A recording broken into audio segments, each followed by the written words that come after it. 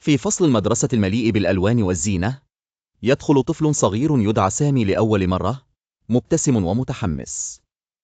كان الفصل مليئا بالأطفال الذين تتراوح أعمارهم بين 5 و6 سنوات. وجوههم كانت مرحة وودودة رغم أنهم لم يعرفوا سامي بعد. سامي كان يحمل حقيبة صغيرة عليها رسوم ديناصورات محببة إليه. نظر حوله ليجد 3 أطفال يجلسون بالقرب منه. قرر أن يبدأ حديثا ليكسر الجليد. سامي، أنا اسمي سامي. أنه إردة أول يوم. لواء. هنا، وأنتوا؟ ابتسم كريم، الطفل ذو الشعر الأشقر، وأجاب: أنا كريم، بحب الرسم. دائما أرسم السيارات والبيوت في دفتر الرسم الخاص بي.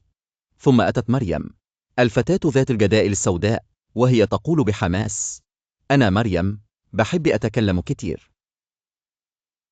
أحب أن أحكي القصص لأصدقائي وأقضي الوقت معهم في الحديث. يوسف كان يداعب الكرة تحت مكتبه وأجاب بضحكة: وأنا يوسف، بحب ألعب رياضة. سواء كنت ألعب كرة القدم أو أركب الدراجة، الرياضة هي شغفي الأكبر. ضحك سامي وشعر بالترحيب بين أصدقائه الجدد.